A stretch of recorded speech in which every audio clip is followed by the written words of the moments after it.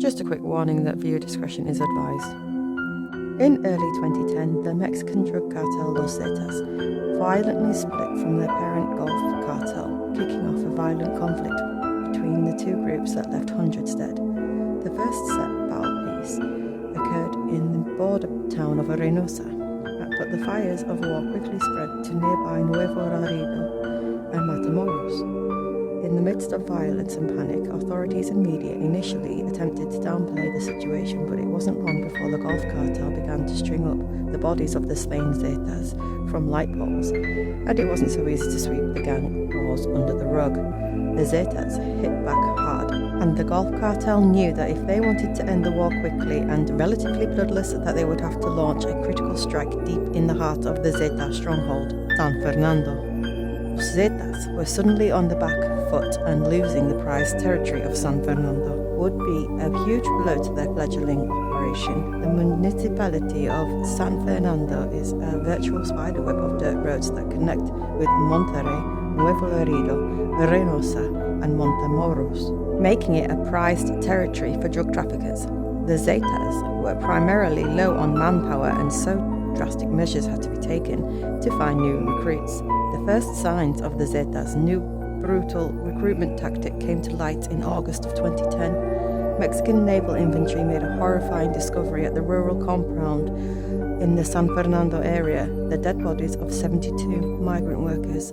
58 men and 14 women appear to have been straight up executed, and the reason behind such a slaughter was a complete mystery, up until an Ecuadorian survivor showed up at a nearby military checkpoint.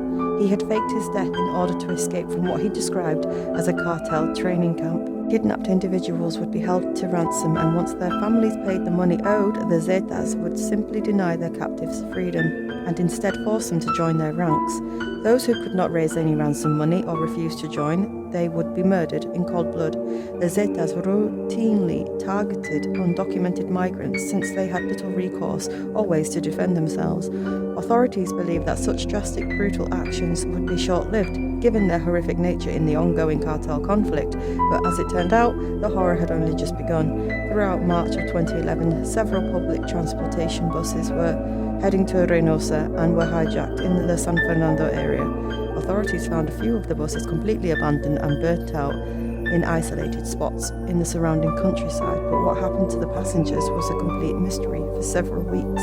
At least until April 6th, when Mexican authorities found 59 bodies in 8 clandestine mass graves, with most being identified as the missing passengers. This discovery led to officials acknowledging that the Mexican drug cartels had begun to inflict fear through a new and terrifying method, stopping random buses and removing passengers, some never to be seen again. 2 weeks before the bodies were found, there were reports of buses being hijacked by the cartels near San Fernando, where cartel members would stop the bus select passengers, take them hostage with the goal of being recruited. Bus lines were refusing to take people to San Fernando until the situation was resolved. Investigators began to mention that these people who were killed were not immigrants like the previous massacre of the 72 in 2010, but fellow Mexican citizens. Houston Chronicle journalist Dane Schuyler interviewed an alleged cartel member who explained Los Zetas had been using an ancient Roman gladiator blood sport to groom new assassins and to find new recruits for their organization. The kidnapped victims were forced to fight to the death of the prisoners. Men were given knives, hammers, and machetes and were ordered at gunpoint to fight for their lives like a gladiator-style contest. The winners were ordered to go on missions and shoot at rival drug cartel members elsewhere, and the dead were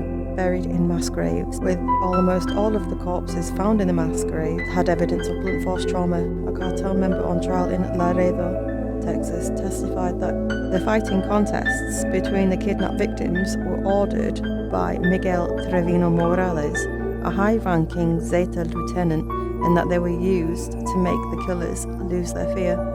The situation is so bad that Mexican Federal Highway 101, which extends from the border city of Montemoro to Ciudad Victoria, is known by the local residents as the Highway of Death. Those who travelled through this highway in 2010 and 2011 used to see burned vehicles, bullet-shot trucks on the side of the road, and dead bodies, often decapitated, that the cartels would leave behind.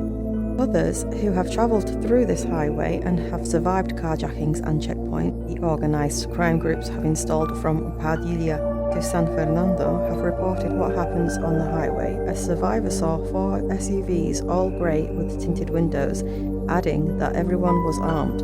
Violence and consistent carjackings were so frequent that the bus lines avoided Highway 101 by driving miles out of their way. Another survivor stated that heavily armed men would stop buses at roadblocks and then force women and young girls at gunpoint out of the vehicles, strip them naked, violate them, and then drive away in trucks, leaving the passengers traumatized. One bus driver who said he had avoided being stopped this far claimed that another bus driver at the station had said that 12 people were pulled off the bus just 30 minutes before him.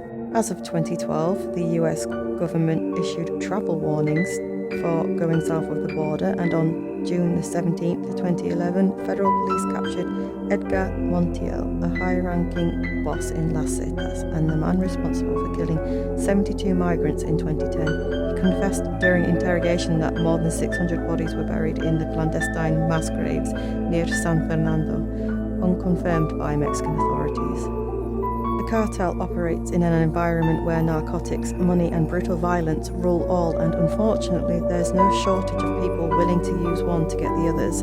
But what's particularly disturbing about the cartel is that they seem willing to use methods that we might normally associate with a major terrorist organization. The low value these men place on life is the most shocking thing of it all, but the power that attitude brings must be far intoxicating for some to refuse, and as the ranks of the cartel are swelled even by those who hate or fear them, I fear the cycle of violence is doomed to repeat itself over and over again until there are no more people left to kill.